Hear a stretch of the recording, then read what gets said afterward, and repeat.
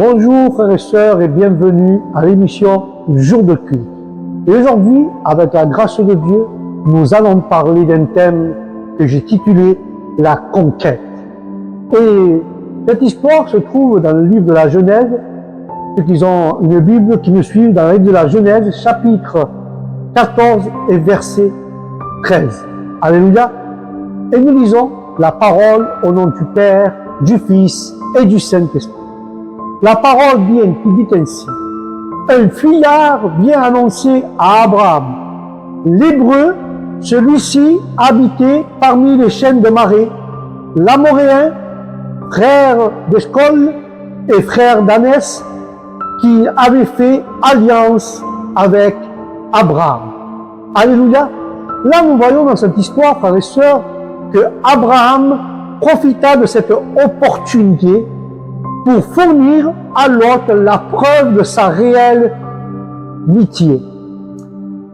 Et nous devrions être toujours prêts, frères et sœurs, à secourir ceux qui sont dans la détresse. Nous devons être prêts à secourir ceux qui sont dans la détresse, que ce soit les frères, le pasteur ou une sœur. Nous devons les secourir. C'est les gens qui sont dans la détresse, en particulier nos parents, nos amis. Et si les autres peuvent avoir failli à leur devoir, à notre égard, cela ne doit pas avoir et cela ne doit pas nous empêcher d'accomplir notre devoir en aidant. Abraham, frères et sœurs, Abraham, avec la grâce de Dieu, lui, Abraham a délivré les captifs. Abraham a délivré les captifs, frères et sœurs. La Bible nous enseigne qu'Abraham était un homme pieux, mais Abraham a livré et a délivré les captifs. À chaque occasion, frères et sœurs, à chaque occasion et chaque opportunité que nous avons pour délivrer un captif du monde ou de la main du diable, à chaque occasion, pratiquons le bien et non le mal. Quand nous voyons un frère qui est tombé, un frère qui a chuté, un frère qui est parti des réunions, nous ne sommes pas dans l'allégresse, mais au contraire, essayons de délivrer ce frère qui est en captivité dans le monde, ou dans l'alcool, ou dans la drogue, ou il est en captivité dans les choses du monde, ou dans sa propre chair, ou il est en captivité que le diable l'a mis des chaînes pour qu'il s'éloigne de Jésus. Mais nous devons pratiquer le bien et pas payer un mal pour un bien. Alors comme Abraham il a délivré les captifs. Et nous devons pratiquer le bien et non donner un mal pour un mal. Si quelqu'un nous fait mal, nous devons le changer avec un bien. Il nous fait du mal, nous faisons du bien. Il fait du mal, nous faisons du bien. Et ainsi, nous délivrerons les captifs qui sont attachés avec les chaînes. Ces captifs qui sont dans l'alcool, dans la drogue, dans les problèmes, dans l'infirmité. Que Dieu réprimande le diable. Nous sommes des soldats du Christ et nous allons délivrer ceux qui sont en captivité au nom de Jésus. C'est pour ça que j'appelais ça la conquête, parce que Abraham, frères et sœurs, était un homme de prière, un homme pieux. Et il se trouvait en sécurité, Abraham, parce qu'il était avec Dieu. Même s'il vivait sous une tente, qui n'avait pas de porte, qui n'avait pas de clé, il était en sécurité parce que Dieu gardait sa maison, Dieu gardait sa tente. Et en apprenant les difficultés qui étaient en train de passer son neveu Lot, il fit preuve de générosité. Et il alla au secours de Lot. Seul, frères et sœurs, seulement et seulement le croyant, qui avec foi, avec vigueur, et le croyant fervent, a le pouvoir de secourir celui qui s'est égaré. Et envers un tel saint fidèle, de ce dernier se tourne dans l'épreuve. Et quand nous voyons dans ce chapitre 14, quand nous voyons cela, dans ce chapitre, Abraham délivre Lot par son épée. Alléluia. Mais par la foi, il triomphe de ses ennemis en parcourant pour cela près de 200 kilomètres. Par la foi, frères et sœurs, tu peux délivrer un captif. Par la foi, tu peux faire tomber les chaînes à un parent qui est pas avec Dieu. Par la foi, tu peux guérir un malade. Par la foi, tu peux délivrer les captifs de l'alcool, de la drogue, quelle situation, mais seulement par la foi et par la prière, tu peux libérer et briser les chaînes de ton voisin, de ton parent, de ton ami. Seulement par la foi et par la prière, tu peux délivrer les captifs au nom de Jésus. Continue à prier pour tes enfants pour qu'ils soient libérés, pour ton mari, pour ton foyer, pour ta fille, pour tes petits-enfants, que Dieu les libère de ces chaînes au nom de Jésus. Et c'est pour ça que le premier épître de Jean, chapitre 5, verset de 1 à 4, et aussi au chapitre 19, verset 19, Abraham délivre Lot par ses prières. Abraham délivre Lot par ses prières, frères et sœurs. Quel bonheur pour un chrétien, frères et sœurs. Quel bonheur pour un chrétien qui se soucie du monde d'avoir un être cher et dévoué et qui prie pour lui. Alléluia.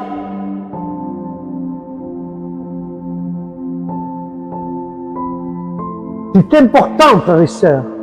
Après avoir remporté cela, quel bonheur qu'un chrétien se soucie du monde.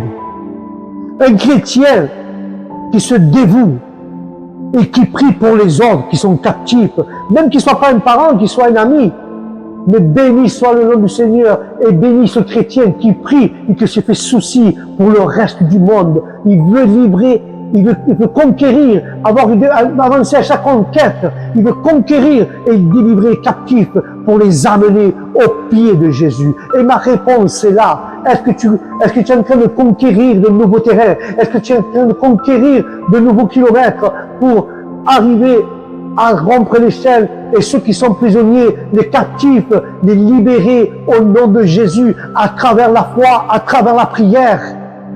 C'est ce qui demande le Seigneur à chaque chrétien aujourd'hui, ceux qui sont convertis, de prier pour les captifs, que Dieu les libère. Alléluia. Mais Abraham, frères et sœurs, Abraham, après avoir remporté des victoires, qui a libéré les captifs, que Dieu l'a aidé et Dieu lui a donné des triomphes et des victoires, après avoir remporté plusieurs victoires, Abraham a dû faire face à une tentation plus grande lorsqu'il rencontra le roi de Sodome. Il était presque toujours vrai. Il était presque toujours vrai que le diable, que Satan, que Dieu le réprimande, nous tente immédiatement après une grande victoire. Quand nous avons une grande victoire spirituelle, le diable toujours va nous tenter immédiatement. Car Satan rencontra le Christ dans le désert après son baptême et il l'attaqua. Après, Élie s'était enfui, terrifié, après son acte de foi sur le mont Carmel. Tu vois, à chaque victoire, le diable vient immédiatement pour te tenter à nouveau. Que Dieu réprimande le diable. À chaque victoire, la parole nous dit, si le diable vient à nous, dit, soumettez-vous à Dieu, et le diable fuira loin de vous. Alléluia. Et là, nous voyons que le diable, que Dieu réprimande, chaque fois que nous avons une victoire, il viendra à notre rencontre pour nous désanimer, pour nous détruire. Mais celui-là qui se soumet à Dieu, seulement à Dieu, le diable fuira loin de nous. Soumettez-vous à Dieu et le diable partira loin de vous. C'est pour ça que Abraham, quand il a eu cette tentation avec le roi de Sodome, le roi de Sodome a voulu négocier avec Abraham, à l'amener à faire un compromis en lui proposant les richesses de Sodome. Mais Abraham refusa cette richesse, car les richesses de l'Égypte s'étaient révélées d'être un piège. Mais celles de Sodome seraient pires encore. Mais si Abraham n'avait pas été vigilant, il aurait succombé à cette tentation subtile et aurait ôté la gloire de Dieu. On aurait dit, Abraham a sauvé Lot par intérêt, et non par la foi ni par amour. Si Abraham aurait fait cela, sans foi ni rien, alors les gens auraient dit Abraham a sauvé Lot par son propre intérêt, non par la foi ni par l'amour de Dieu. Alors Abraham refuse de vivre à Sodome avec Lot et refuse les richesses. Car s'il aurait accepté les richesses, les gens auraient pensé de telle manière. Il a fait ça par intérêt, pas par amour. C'est pour ça qu'Abraham a refusé de vivre à Sodome avec Lot. Mais il profite tout de même des richesses de Sodome. Mais laisse-moi te dire, combien de fois nous faisons les choses par intérêt. Nous allons au culte pour que le pasteur nous mette à la chorale. Nous allons par intérêt. Nous allons à Dieu pour qu'il guérisse mon fils. Nous allons pour intérêt. Mais nous allons pas à Dieu par amour. Nous allons pas à Dieu par foi. Nous allons à Dieu parce que Dieu, je veux que Dieu me guérisse mon fils. Je veux que Dieu brise mes chaînes. Nous allons par nos propres intérêts parce qu'il y a des gens qui acceptent Jésus, ils sont libérés, ils restent dans les églises. Il y a des gens qui viennent par intérêt. Une fois qu'ils ont guéri leur enfant, une fois qu'ils ont brisé leur chaîne, ils s'en vont de nouveau dans le monde. Ils viennent par leur propre intérêt. Malheureusement, il y a des églises qui a des gens qui viennent par leur propre intérêt, frères et sœurs. Ils ne viennent pas par amour ni par foi. Mais bénis soient les chrétiens qui ont venu au départ par intérêt, mais qui se convertissent en vrais chrétiens et ont donné leur cœur à Jésus et le suivent et ils le font par amour et par foi. Alléluia. Abraham a profité de ces richesses de Sodome, mais Abraham aurait ainsi crédibilité et a su décribilité de son témoignage. Alléluia. Et là, nous pouvons comprendre qu'Abraham ignora le roi de Sodome. Il honora le roi de Salem. Dans le livre des Hébreux, chapitre 5, précise que Métisélec, roi de justice, est une figure du Christ, notre souverain, prêtre céleste. En tant que roi de Salem, qui signifie Salem, paix, la paix, le Christ, qui donne la paix par sa justice, rendu possible par sa mort sur la croix du calvaire. Quel réconfort, frères et sœurs, de voir Métisélec rencontrer Abraham lorsque le roi de Sodome le tenta. En tant que roi et prêtre, le Christ peut nous accorder la grâce pour nous secourir dans le besoin. Je ne sais pas quel est ton besoin aujourd'hui. Je ne sais pas quelle est ta nécessité. Mais aujourd'hui, j'ai une parole pour toi. Christ peut t'accorder par milieu de la grâce. Il va venir te secourir et te combler tes besoins que tu as besoin aujourd'hui. Si tu passes par un problème, si tu passes par une maladie, si tu passes par une marché économique, tu n'as pas d'argent, je ne sais pas quel est ton problème. Mais aujourd'hui, Christ va t'accorder au milieu de sa grâce. Il va venir te secourir et il va te souffler ce que tu as vraiment besoin dans ton âme, dans ton esprit et dans ton foyer au nom de Jésus. Alléluia. C'est pour ça que le livre des Hébreux 4:16 parle le pain et le vin. Au verset 18, il symbolise le corps et le sang versé de notre Seigneur Jésus-Christ dans la croix, car la croix rend possible son sacerdoce céleste. C'est pour ça que Métisélec rencontra Abraham, le nourrit et le bénit. Quel sauveur merveilleux! Abraham honora Métisélec en lui donnant la dîme de tout ce qu'il possédait. C'était le premier exemple de dîme dans la Bible, bien avant la loi mosaïque qui se trouve dans le livre des Hébreux, chapitre 7, versets 4 à 10, qui indique que ces dîmes étaient symboliquement versées au Christ en surjurant que les croyants d'aujourd'hui suivent l'exemple. Et Abraham, en offrant la dîme au Seigneur, Abraham a refusé les richesses terrestres, mais il a donné ses biens au Seigneur et celui-ci l'a abondamment béni au nom de Jésus. Tu te rends compte un peu que Abraham a refusé la richesse du monde, mais il a donné ses propres richesses à Dieu, tout ce qu'il avait. Et Dieu l'a béni en abondance. Tout ce que nous avons, comme nous disons toujours les prédicateurs, ne donne pas le second plat à Jésus, donne-lui le meilleur que tu as, le premier plat. Donne-lui ta maison, ton foyer, ta femme, tes enfants, tes petits-enfants. Donne le meilleur, donne tous tes biens, tout ce que tu possèdes.